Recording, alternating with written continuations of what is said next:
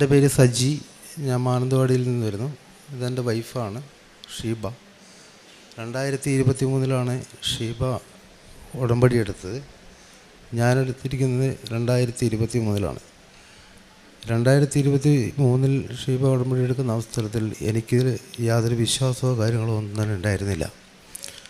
അങ്ങനെ ഈ വൈഫ് ഒരു സൈഡിലിരുന്ന് പ്രാർത്ഥിക്കും, ഞാനത് കേട്ടു, ഇല്ലെങ്കിൽ ഒരു സൈഡിൽ കൂടെ പോവും. അങ്ങനെയായിരുന്നു. ഞാൻ അല്പം മദ്യപിക്കുന്ന ആളായിരുന്നു, പുകവലിശീലം ഉണ്ടായിരുന്നു. അതിൻ്റെ ഇടയ്ക്ക് എന്നെ തൈലം പൂശുകയും ഉപ്പിട്ട് ഭക്ഷണം തരികയൊക്കെ ചെയ്തിരുന്നു. അതിനെല്ലാം ശേഷമാണ് ഞാൻ 2024 ഉടമ്പടി എടുത്തത്.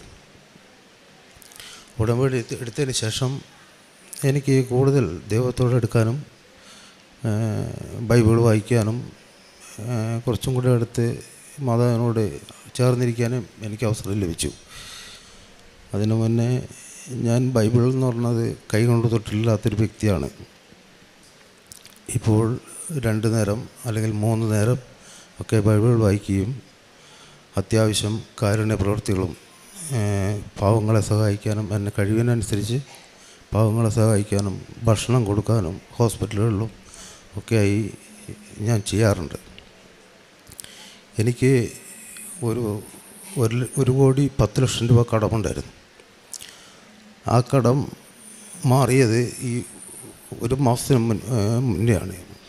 അതായത് ഞാൻ പ്രാർത്ഥിച്ചു കൊണ്ടിരിക്കുന്ന അവസരത്തിൽ എൻ്റെ മെഴുകുതിരിയിൽ ഒരു മാതാവിൻ്റെ രൂപം പോലെ മെഴുകുതിരി ഉരുകി ഇരിക്കുന്ന ഒരവസ്ഥയുണ്ടായി. അത് കണ്ടു കഴിഞ്ഞപ്പോഴാണ് എന്തോ ഒരു മാറ്റം എന്നിൽ സംഭവിക്കുന്നു എന്നെനിക്ക് ബോധ്യപ്പെട്ടത്. അതിനുശേഷം ഞാൻ കുറച്ചും കൂടെ കൂടുതലായി അതിലേക്ക് ഇഴുകിച്ചേരുകയും മൊത്തത്തിൽ ഒരു ദൈവത്തോട് അടുത്തു എന്നൊരു ചെറിയൊരു തോന്നൽ, എന്നാലും അടുത്തു എന്നുള്ളതല്ല, അടുത്തു എന്നൊരു ചെറിയൊരു തോന്നൽ എനിക്കുണ്ടാകുകയുണ്ടായി. അതിനുശേഷം 2 ആഴ്ച കഴിഞ്ഞപ്പോഴത്തേക്കും എൻ്റെ വീട് വിൽപ്പനയും ആ കടം വീട്ടാനുള്ള ഒരു അവസരവും എനിക്കുണ്ടായി.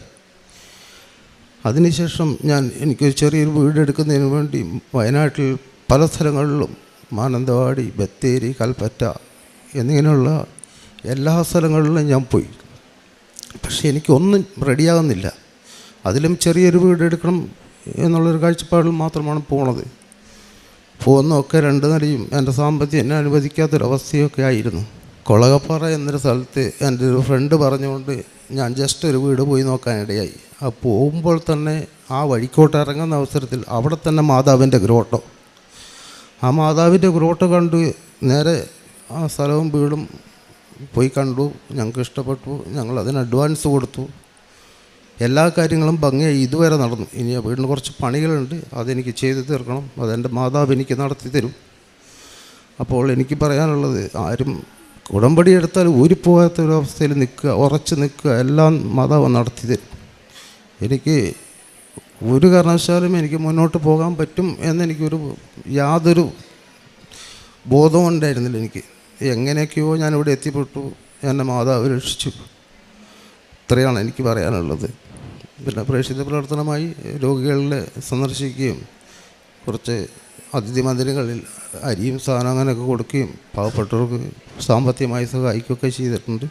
ഇനി അതിലുപരി ചെയ്യണമെന്ന് എനിക്ക് പ്രതീക്ഷ.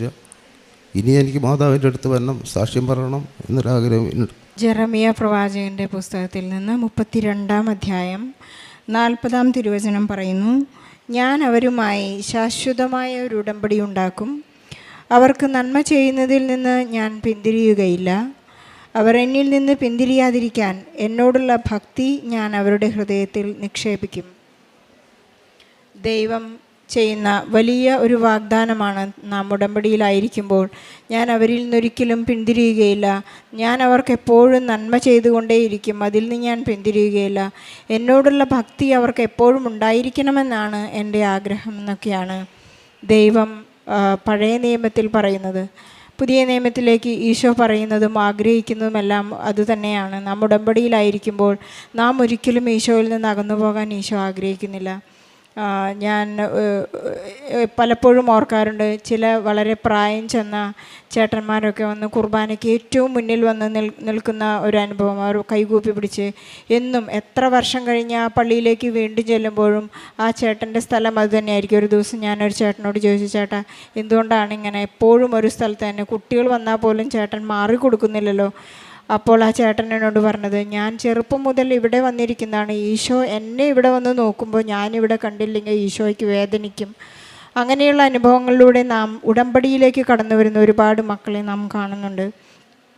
ഇവിടെ സജിയും സീബയും വന്ന് ഉടമ്പടി സാക്ഷികളായി, പ്രത്യക്ഷീകരണത്തിൻ്റെ സാക്ഷികളായി മനോഹരമായ ഒരു ജീവിത സാക്ഷ്യമാണ് അവർ നമുക്ക് വേണ്ടി ഈശോയോട് നമ്മളോട് പങ്കുവെച്ചത്. സജി ഒരു നല്ല മദ്യപാനിയായിരുന്നുവെന്ന് സാക്ഷ്യപ്പെടുത്തുന്നു. അതിൽ നിന്ന് ഈശോ തൻ്റെ പ്രിയപ്പെട്ടവനായി കൂട്ടിക്കൊണ്ടുവന്ന് ഒരു നല്ല ജീവിതം നൽകിയതിൻ്റെ ഏറ്റുപറച്ചിലായിരുന്നു ഇത്. താൻ മറ്റു സാഹചര്യങ്ങളെല്ലാം, പഴയതിനെയെല്ലാം പുറകിലോട്ട് വലിച്ചെറിഞ്ഞ് മുന്നിലേക്ക് നോക്കി ഓടുമ്പോൾ വിശുദ്ധ പൗലോസ്ലീഹ പറയുന്നത് പോലെ ഈശോ നൽകിയ വലിയ അനുഗ്രഹങ്ങളാണ് ഇവിടെ സാക്ഷ്യമായി പറയുന്നത്. നമുക്കറിയാം, 1 കോടി രൂപ കടമുള്ള, 1 കോടിയിൽ 10 ലക്ഷം രൂപ കടമുള്ള ഒരാളായിരുന്നു എന്ന് പറയുന്നു. ഞൊടിയിടയ്ക്കുള്ളിൽ പരിശുദ്ധ അമ്മ, വളരെ സമയച്ചുരുക്കത്തിൻ്റെ അമ്മയാണ്, എത്ര വലിയ കടബാധ്യതകളായാലും എത്ര വലിയ ജീവിത പ്രശ്നങ്ങളായാലും പരിശുദ്ധ അമ്മയ്ക്ക് ഉടമ്പടിയുടെ സമയമെന്ന് പറയുന്നത് 3 മാസമാണെങ്കിലും പരിശുദ്ധ അമ്മയ്ക്ക് ഫ്രാക്ഷൻ ഓഫ് സെക്കൻഡ് കൊണ്ട് നമ്മുടെ പ്രശ്നങ്ങൾക്ക് ഉടൻ പരിഹാരം നൽകുന്ന ഒരമ്മയാണ് നമുക്ക് വേണ്ടി മാധ്യസ്ഥം അപേക്ഷിക്കുന്നത്. നമുക്കറിയാം, മർത്തയും മറിയവും പ്രാർത്ഥിക്കുന്നുണ്ട്, നിൻ്റെ സഹോദരൻ നീ ഇവിടെ ഉണ്ടായിരുന്നെങ്കിൽ എൻ്റെ സഹോദരൻ മരിക്കില്ലെന്ന്. രണ്ടുപേരും ഒരേ പ്രാർത്ഥനയാണ്. പക്ഷേ ഇവിടെ സജി ചില പ്രാർത്ഥനകളെല്ലാം സീബയും സജിയും ഒരേ പ്രാർത്ഥനകളാണ് ചെയ്തിരുന്നെങ്കിലും സജി ചെയ്തപ്പോഴാണ് ആ പ്രാർത്ഥനയ്ക്ക് ഉത്തരം നൽകിയെന്നാണ് സജി വിശ്വസിക്കുന്നത്. ഈശോയോട് അത്രമാത്രം അടുത്ത ഒരു വലിയ ആഴമുള്ളൊരു ബന്ധത്തെക്കുറിച്ചാണ് ഇപ്പോൾ സജി നമ്മോട് പങ്കുവയ്ക്കുന്നത്. ഇവരുടെ ജീവിതത്തിൽ എന്നും ഈശോ നിത്യകാലവും ഈശോ കൂടെ ഇരിക്കുവാനും അവർ ഈശോയോട് കൂടെ ഇരിക്കുവാനും നമുക്ക് പ്രാർത്ഥിക്കാം. അവരുടെ ജീവിതം എന്നും നിത്യതയോളം ഈശോയോട് കൂടി ആയിരിക്കട്ടെ. പരിശുദ്ധമാർക്ക് വേണ്ടി മാധ്യസ്ഥം അപേക്ഷിക്കട്ടെ.